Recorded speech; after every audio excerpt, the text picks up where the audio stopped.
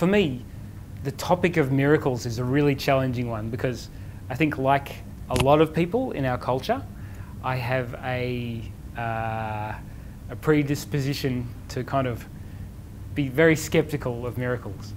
But my mission here today, I don't think, is to convince you of any miracles, but rather to encourage you to embrace miracles.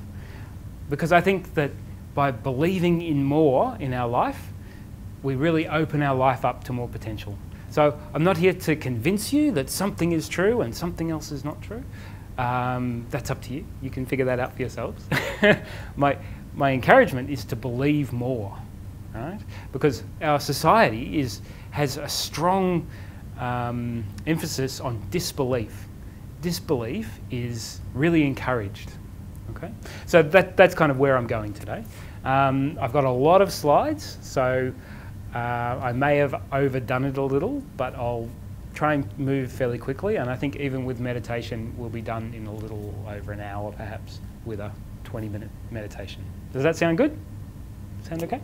Okay. What we're up against is that dominant sort of worldview that, as I just said, disbelief is valued higher than belief.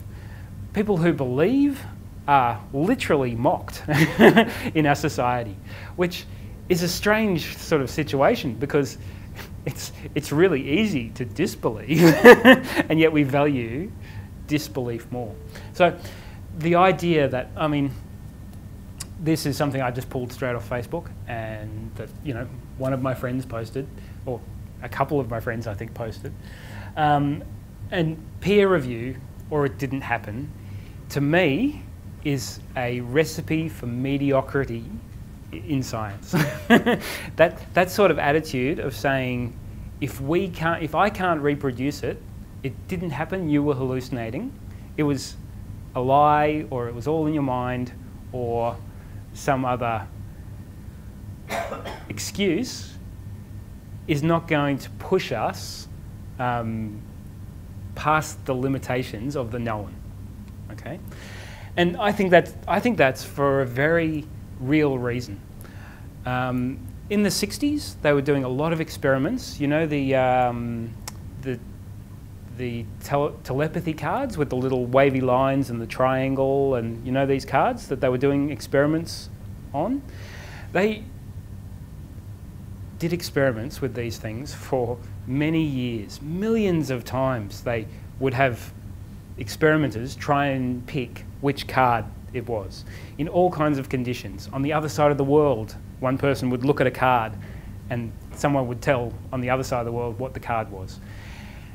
And once or twice, you don't see an effect. But if you do it millions and millions of times, you start to statistically see an effect. Okay? So they proved all kinds of things. Things like the effect is faster than light. So it doesn't matter distance or time. All kinds of other interesting things that they proved. But the problem was that when other people came to do the experiments, they were getting no effect, or, ready, a negative effect, a statistically important negative effect. It's like the experimenters' beliefs were affecting the experiment so much that they were getting like a supernaturally negative effect. Does that make sense?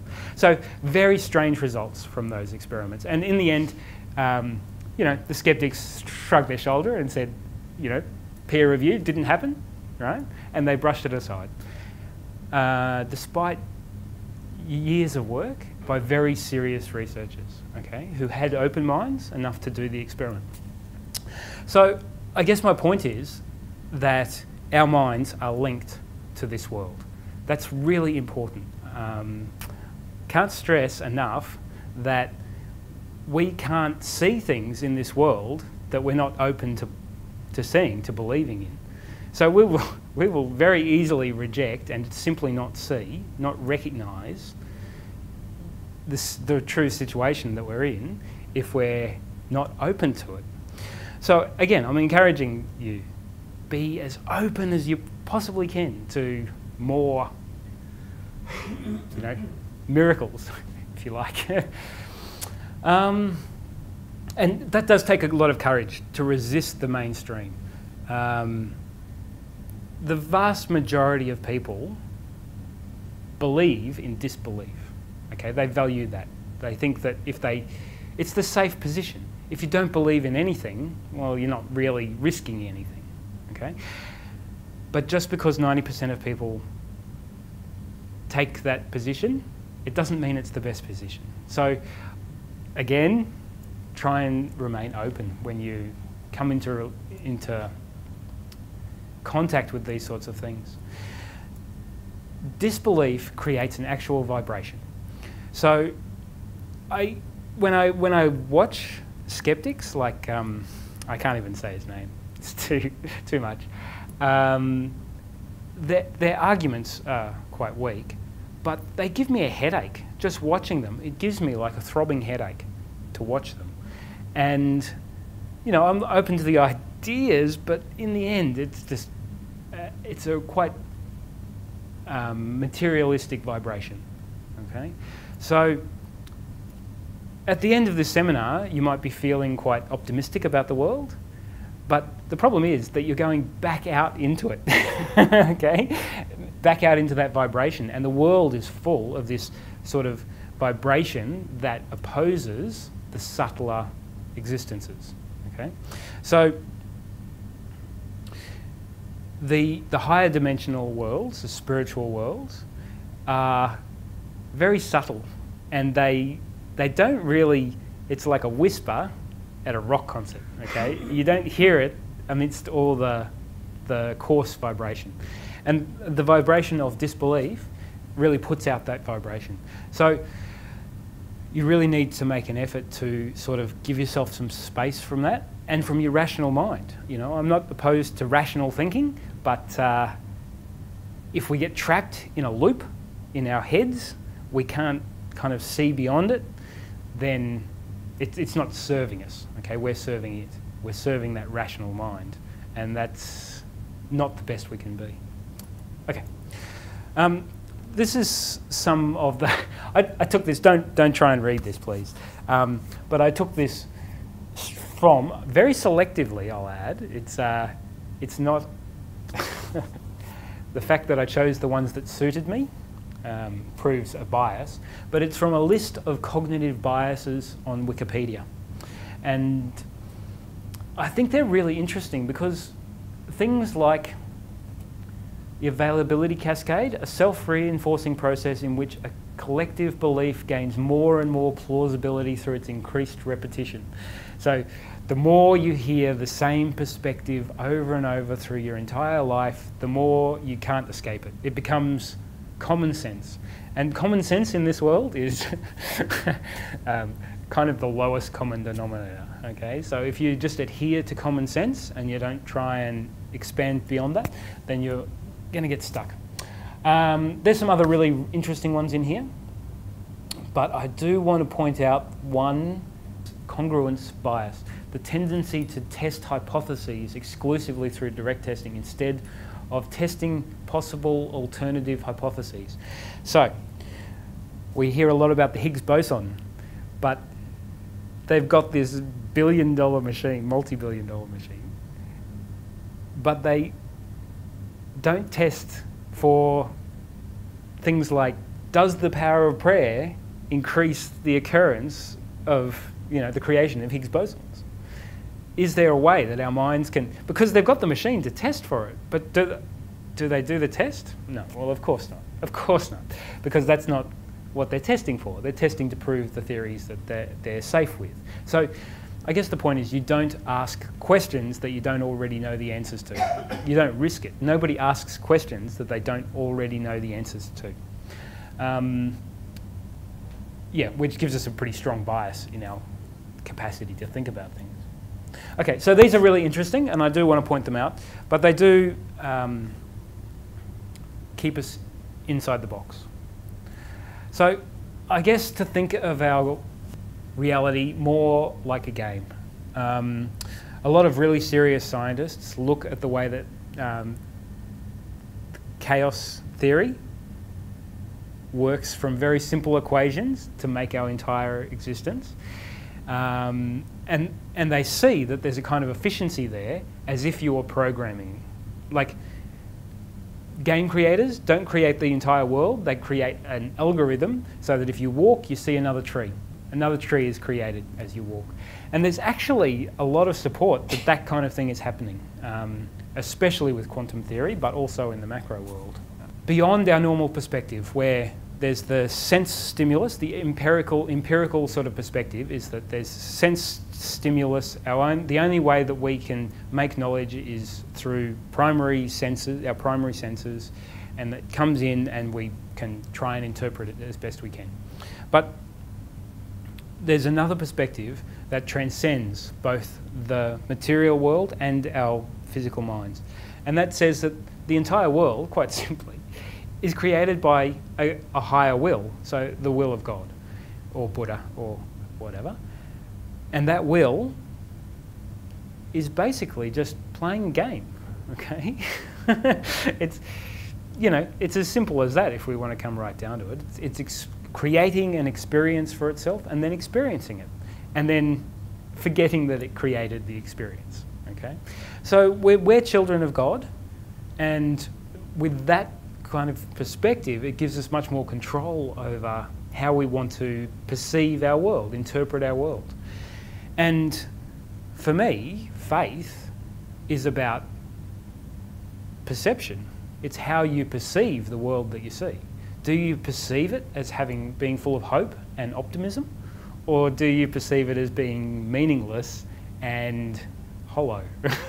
And that's, to me, that perception is the meaning of faith, how you see the world. So if aliens or spirits, so intergalactic or interdimensional beings, suddenly arrived and marched up to Parliament House, to the press corps, and announced themselves, it would actually remove our freedom to think in the way that we've chosen to think in this world. This world is actually kind of protecting us and allowing us to live in the kind of state that we choose. So we can choose to experience things outside of the norm, or we can choose to live inside the box and to live out that experience. And it's, in some ways, that experience, it's much more challenging because you totally believe in what's happening to you. So it's kind of more traumatic. So it's more immersive, I guess, if we go back to the game reference. So the universe doesn't want to take away our freedom to do that, or the world doesn't yet want to take away our freedom. It could happen in the future that collectively we decide that we're ready for the next stage and we're ready to accept that aliens and spirits exist. But at this point, we're being allowed the opportunity to not believe, which is a kind of gift. But the mercy of God is that whenever you decide that you want to know, it opens the door. So I think Jesus said, knock and the door will be open. So whenever you want to know, the mercy is that you're always allowed to go in that direction. So it's a kind of freedom as well. So the door doesn't close, I don't believe. So you always have the opportunity to turn and explore in a different direction. Because when we think we know things, we get a little full of ourselves. And the opposite of that is to really to be humble and to admit how little we know about the world. So to us, I don't know how much people know about the work of Master Okawa and Happy Science, but to us, his teachings are actually proof of the existence of high spirits, because they're such awesome teachings, quite frankly. They're really incredible teachings, and they're so broad and deep and beautiful beyond what anybody else could have taught, that we're so impressed that we really do believe that they must be true. But as I said, that's up to you. But we do think that there's that kind of evidence. Another kind of evidence is the placebo effect, which is actually a kind of faith. Like drug companies will never talk about faith healing, but they talk a lot about the placebo effect and trying to stamp it out because it really does cause them problems because they can't get any of their drugs to work better than the placebo effect, which causes them terrible trouble when they try and get things. They basically have to fudge all their drug tests because the placebo works better in most of the cases, or at least equal to. There's many types of mechanisms that make things that we would call miracles possible. Certainly, I think for a lot of stories from myth and folk tales and the Bible and things like this, alien intervention is actually a really legitimate possibility. Okay. Since our material world is totally transcended by higher dimensions, the possibility of coincidences, that is seemingly unconnected things in this world, actually being connected in a higher dimension becomes quite likely. So mathematicians actually talk about some numbers being connected in higher dimensions. So it's possible that prime numbers are connected in a higher dimension. So that's the kind of thing I mean. But in a more practical level, what I'm talking about is that you're thinking about a problem and you walk down the street and somebody says, "Oh, I know the solution to that." And it's almost miraculous that you've met one person in a million who would have the solution to your problem. And that happens a lot. I'll talk a little bit more about that later. But if you are open to the possibilities, the amount of coincidences that you can get in your life really increases. You can just get into the flow where you seem to be in the right place at the right time and things are going well and things are turning out better than you could have planned because you're getting support from a higher dimension. So that could be spiritually, your guardian spirit is kind of planning your life a little more, or it could just be your thinking is attracting it. So there's a lot of different mechanisms. Because the illusion of the material world is, quite frankly, so seamless, you really can't, you can't kind of prise it open and peek through without making a real effort to discover what's going on. What it means is that faith in the higher spiritual worlds, higher dimensions, becomes a real challenge. So it challenges our souls, our will, and it helps us to grow. And so it gives us the opportunity to have faith in a really difficult circumstance. So this world is, we're purposefully blinded in this world. We come into this world and forget past lives and heavenly worlds, and we stop seeing any of, well, for the most part, not everyone perhaps, but we stop seeing spiritual things. And what it means is that it makes the act of faith so much more beautiful. And it's a real opportunity to feel that beauty. And I think that when you do tune into that, there is a real sense of believing in something despite the proof. And there's a kind of, it unlocks something inside your heart and just frees you from, the veil that we're under here. Believing that the world is totally within the power of Buddha or God is, a huge step. Most religious people, frankly, don't have that kind of belief. They think that maybe God is out there somewhere, looks down a little bit sometimes, but they don't believe that they're intimately connected to God and embedded in a universe that is totally within, a tiny part of His will. And,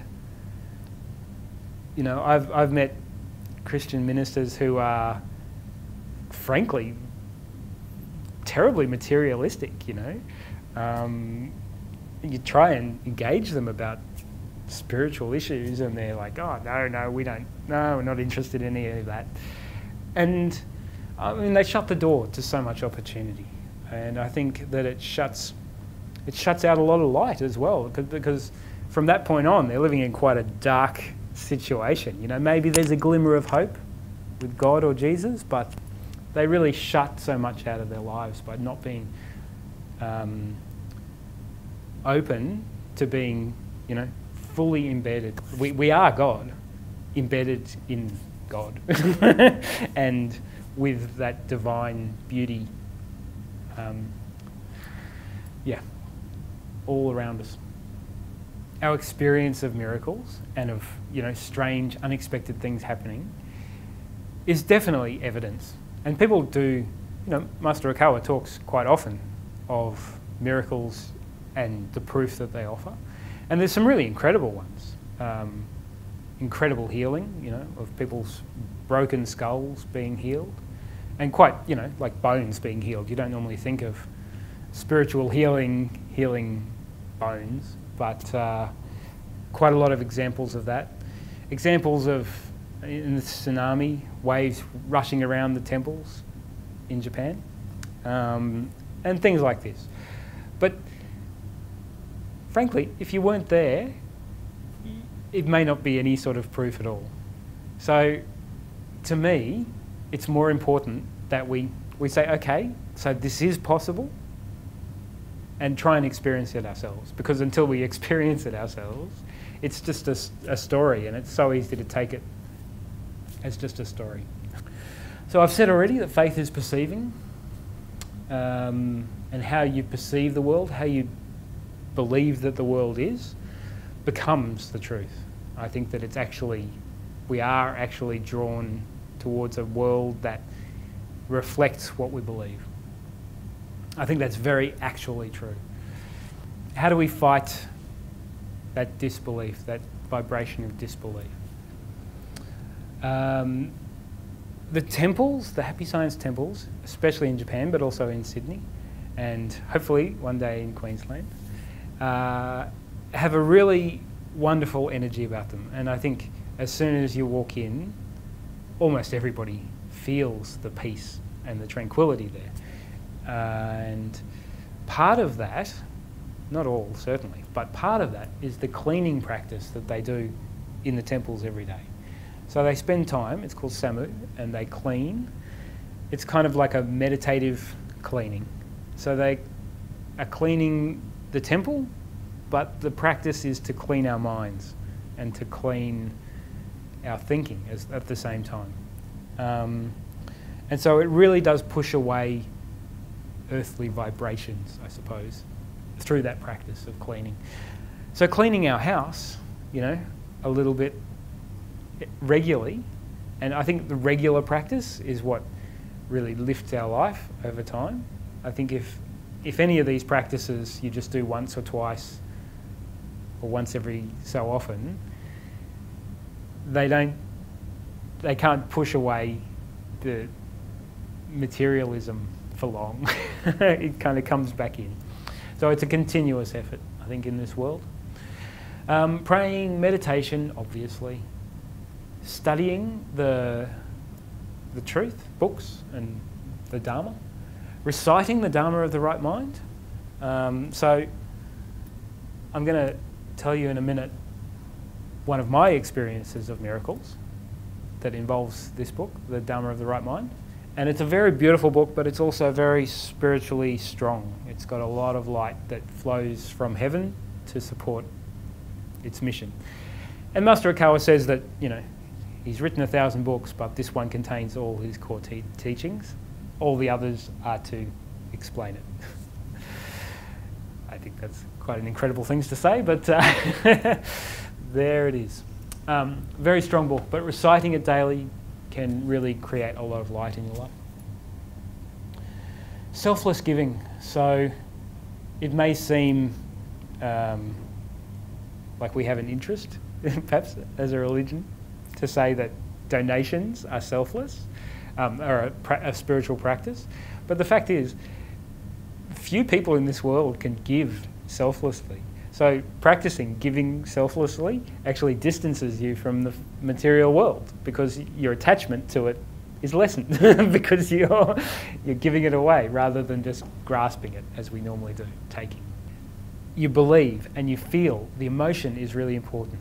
The emotion is sort of the deep part of our mind, which is the accumulation of all our other thoughts, kind of builds up as emotion.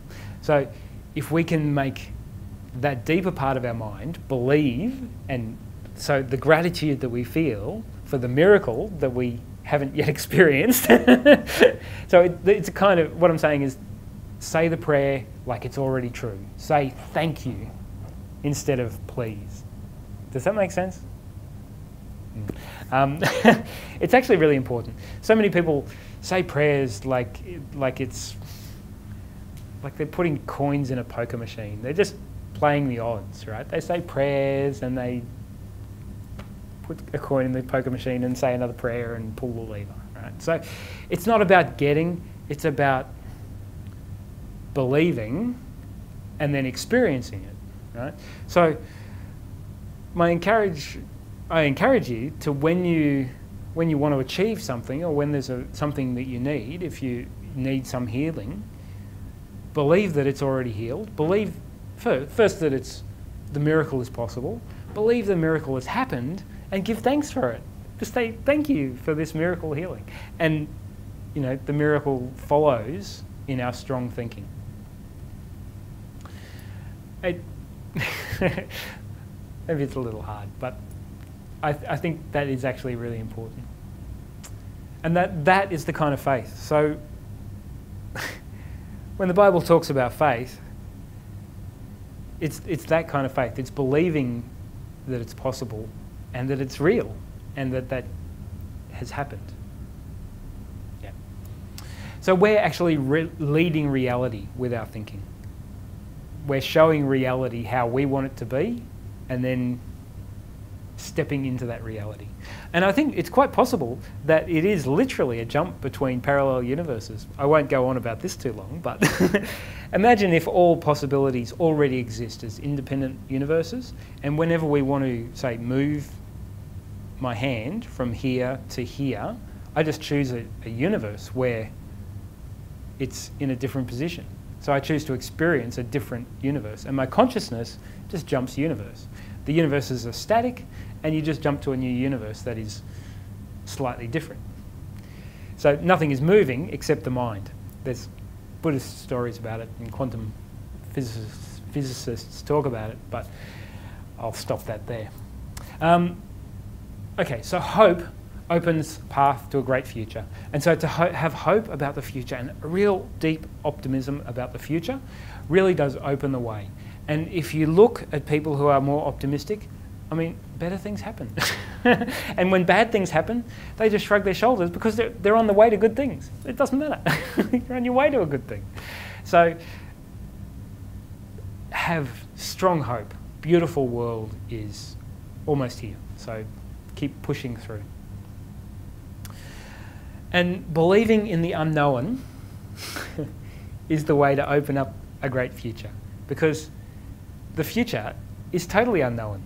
So if we choose a great future, to believe in the best unknown that we can, we're stepping towards a great future. So it's opening up, that hope is opening up a better future for us and for the world.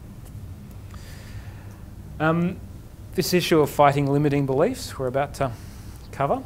So what I'm going to do is I'm going to give people a little worksheet. I love worksheets. I hope you guys like worksheets as much as I do, because I'm pretty determined to have a worksheet with every seminar. They won't be marked. I won't be reading them. I'm just going to give them to you and encourage you to work through it. And we'll certainly have some time to do this today, but I also encourage you to take it home. And I mean, for me, I put it on my little Gohonzon altar thing, and every day when I meditate, I have a little look and I think a little more about these things. So it's a good trigger for me to meditate, contemplate a little more deeply. So I filled one out, and I'm going to talk through it a little bit, and as you think about it. But The first one is to list some of the miracles that have happened to you or other people close to you, so your loved ones, you know, people who you trust and you believe in their experience. Because so easily we forget. We forget these things that happen to us so quickly, and then pretty soon they're gone from our memory entirely, and we don't kind of base our life on the experience for very long. So I want to talk you through a few of mine, because mine have been interesting because they've shown me just a peek into the nature of things. Not a lot, but each one has been a little bit of an insight. So the first one was when I was still a teenager, the awakening to the oneness of the universe, and that everything is consciousness, and that my consciousness isn't limited to inside my brain. It was like just a moment where my consciousness leaked out into the world around me, and I experienced the space around me directly, not through my senses, but as consciousness in consciousness. So that took a long time to process, and for me that was quite a pivotal moment in my life, but that moment for me was quite miraculous. It came out of nowhere, and it was of such a life-changing experience. Another one was I was sleeping on top of a mountain looking at the stars, and suddenly a cluster of UFOs directly above me. The insight is that, you know, we're not alone. They're here, they're watching us, looking over us, and for me, aliens are quite a real thing, even though, you know, I've only had that one experience. They're quite, I had a real sense that they were, you know, near. Okay. And the third one was, as I said, connected to the Dharma of the right mind. I was reading this out loud to a friend, and I had an experience where it's actually mentioned. Master Okawa mentions this experience in a few places, but I had an experience where golden flakes, like snowflakes about this size, were just raining from the sky, and they, to the eye, they looked real. I don't know how else to explain them. They were like gold, but like snowflakes, and kind of glowing a little bit. But they were landing on my hand. I can't make sense of it now, because they're obviously like a spiritual sort of manifestation, but I don't know how real they were in the sort of real sense. Could somebody have dissected it and put it under a microscope? Not really, but the experience of it was quite profound. And to me, it symbolised light coming from higher dimensions. So that we're watched over by God, basically, and that our world is cared for in that way. So yours may be totally different. I don't want to say that you need anything like that. Dreams or times when you picked up the phone and your friend who you're about to call was already there, any sort of thing like that can be quite interesting to make note of. And generally, if you take time, they start to build up. You start to really notice these things. Okay, I'm going to mention the second one. I wanted us to think about the limiting beliefs that we have, the beliefs that we have that stop us from having strong faith or from succeeding or from doing better in the world. But I don't want you to list the limiting belief. I want you to list it as instead its opposite. So an affirmation that... So some of you may know I have a little bit of a persecution complex sometimes. So my affirmation is the people around me love and support me. So it's the opposite. So I list it as the affirmation instead. I'm improving every day. So this is what I've listed. Does that make sense? Yeah? Okay. So I'm going to let you work on that, but I'm going to play a lecture from Master Okawa for about 12 minutes. It's called Feel the Miracle. Feel free to take notes on the back of your little piece of paper there. Feel the miracle. At Happy Science, the teaching of making efforts forms the marrow around which the entire body of the laws is structured. But all things have an opposite.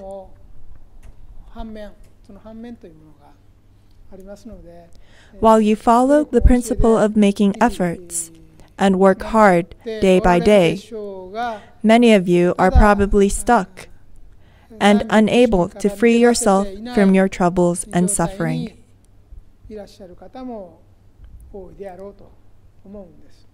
I want you to think deeply on why you are troubled and why you are suffering.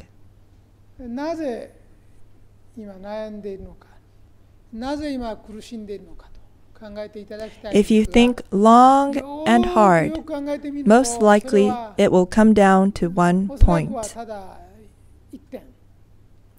that it is because you are trying to protect yourself.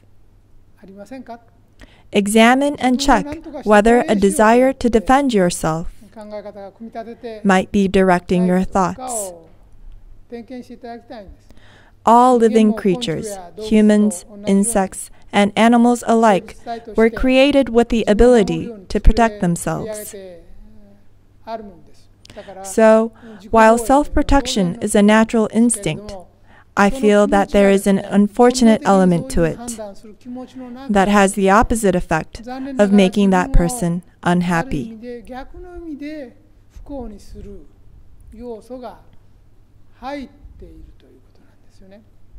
90% of your suffering is caused by your instincts for self-protection.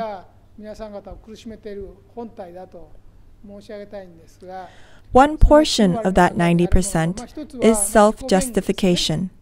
Most likely, you are trying to justify yourself by thinking, I am in the right.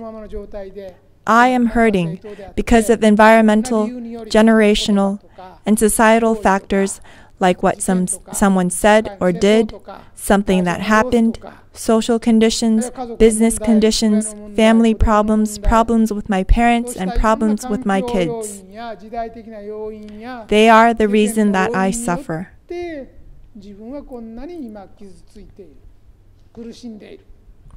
People seek for reasons to justify their suffering, and in doing so, they look outwards for the cause of their problems.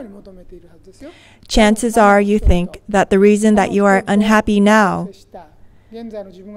is because of other people, the accumulation of the words, deeds, and emotions of other people that you have met throughout your life.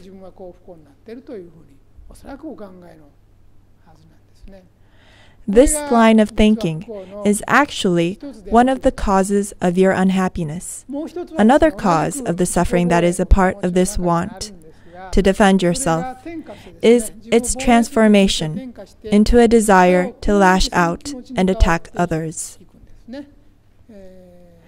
You see this more in people who are strong-headed or competitive by nature. These people don't just see themselves as victims. They accuse others, feel like they've been had, and actively despise, hate, and get angry at others.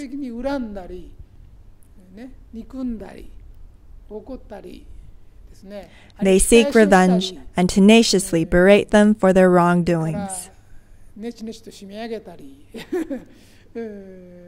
What's more, they pray for, pull strings, and spread rumors to effect the destruction of their enemies. Some people are like this, but I am not saying that they are bad. They are just ordinary people. This sort of mindset is very common, and it is a typical reaction. I often mention the value of practicing self-reflection in my talks. I encourage you to check through self-reflection whether your thoughts are being directed by defensiveness. More than likely, you will discover that you have these feelings. It is these feelings that are causing you pain and suffering. I regularly teach that you can overcome this suffering through the principle of making efforts. However, the subject of today's lecture is Feel the Miracle. So, I do not intend to discuss it simply by telling you about the teaching of self-help. I like to approach the subject from a different angle. Suffering comes from your feelings of self-protection. As long as you try and try to run away from that suffering, you will never be able to escape it. You just cannot do it. Give it up. Just give it up. Stop lashing out at others. Stop beating yourself up. Stop lashing out at your children, and accept that everything that is happening to you at any given moment is something that is meant to happen. Please understand that neither other people or the mistake you made caused the current situation, nor did it occur completely out of coincidence. The problems that have taken over your mind and are making you suffer were meant to occur.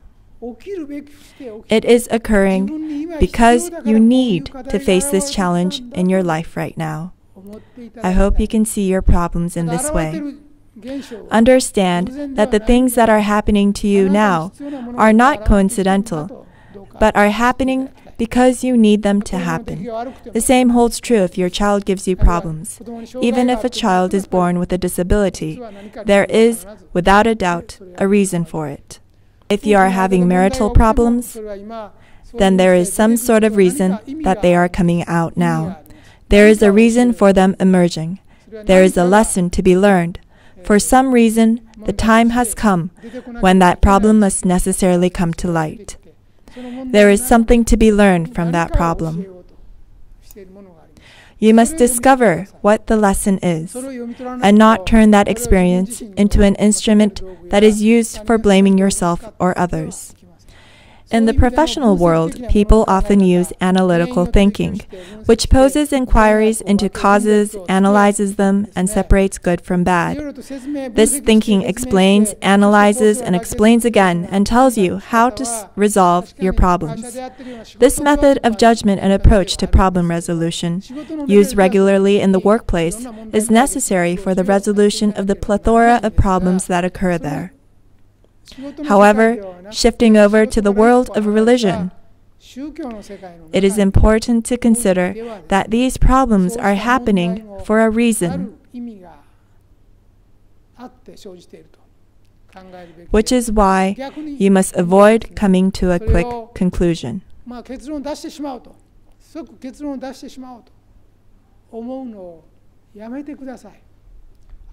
Instead, strive to have a mind that can quietly accept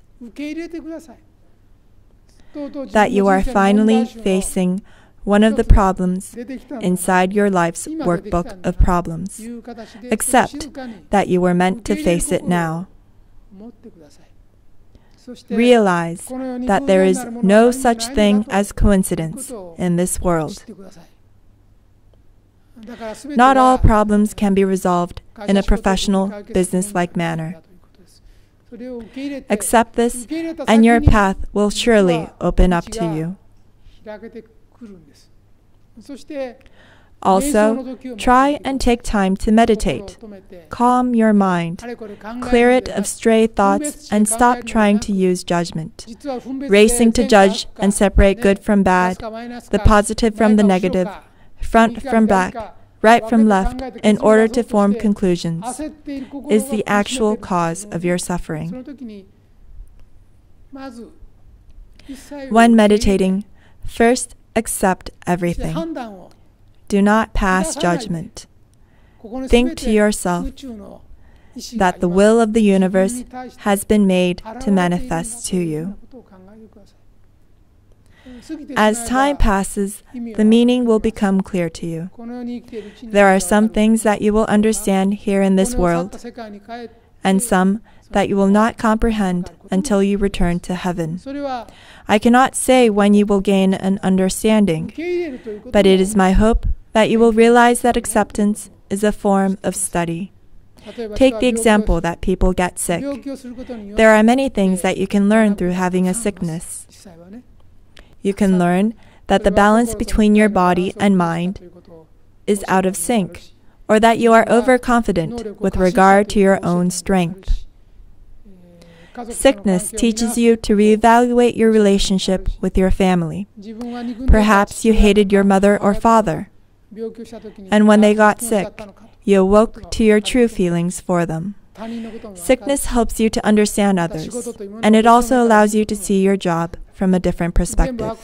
You can't just assume it's all bad, because some things are necessary. Without a doubt, there is something in that problem that is essential for the progression of your spirit in this life.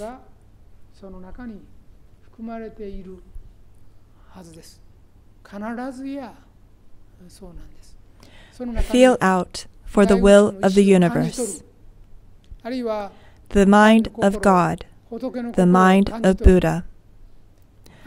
You all have the tendency to want your lives to sail to success without any stormy seas. There is not a single person whose life is planned that way. So while there are many pitfalls on the path ahead of you, you will only find out about them when you arrive at them. If you knew in advance that there was a hole in the road, it would be easy to get around it, wouldn't it? But you would not learn anything. Yes, it's a bit mean, and I'm sorry. But stumbling blocks are meant to be tripped over. And trip is exactly what you will do. Yes, you will assuredly stumble and fall. But when you do, consider that you did not fall coincidentally. That stumbling block was put in your path from the start. It was put there because it was necessary for you to trip on it. So trip, fall on your behind, look up at the starry sky and think. Your life will be sprinkled with many episodes like this. If you do not pass through these stages, you will never know yourself in the true sense, and you will never know others. You will never understand how others feel without going through these experiences. You will think that you understand much of the world, but in reality, you will be in the dark. So spend a night in that hole in the road, trapped and lonely. Gaze at the night sky, that starry sky. Then you will come to see just how much others have given you, and how much they have supported you. You will realize just how much you have overlooked the help of others, and that you have taken credit for things that you had no right to.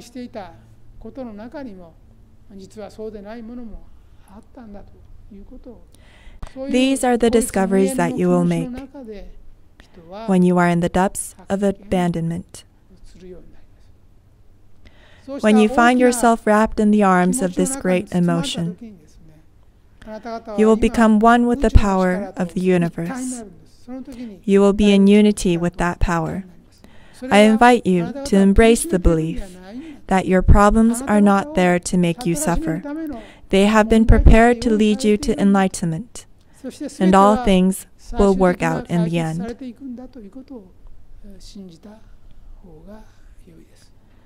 You stand at the threshold of the path to salvation when you understand that your problems happen out of necessity.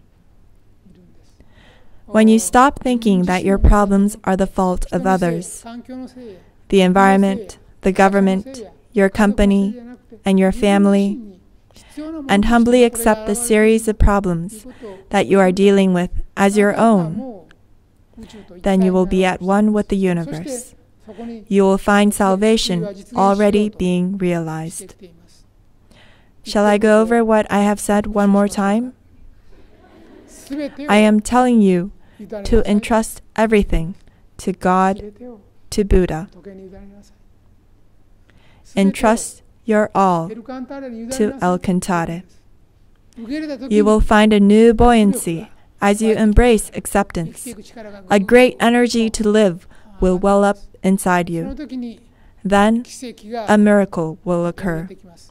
You will realize that the world really isn't the hell that you thought it was. You will understand that the suffering you have endured as you struggled on your own isn't suffering at all, and that you are not writhing in the depths of hell. If you can do this, you will, before you know it, be swept with the current towards salvation.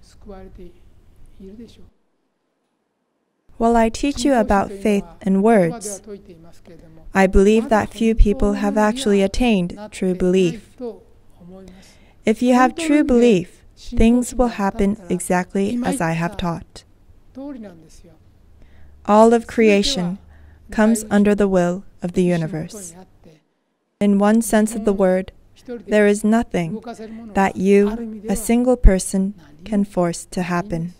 It is my desire that you will realize, even though, right now, you feel as if you are suffering in the crucible of hell, in reality, your spirit is being refined and forged into pure gold.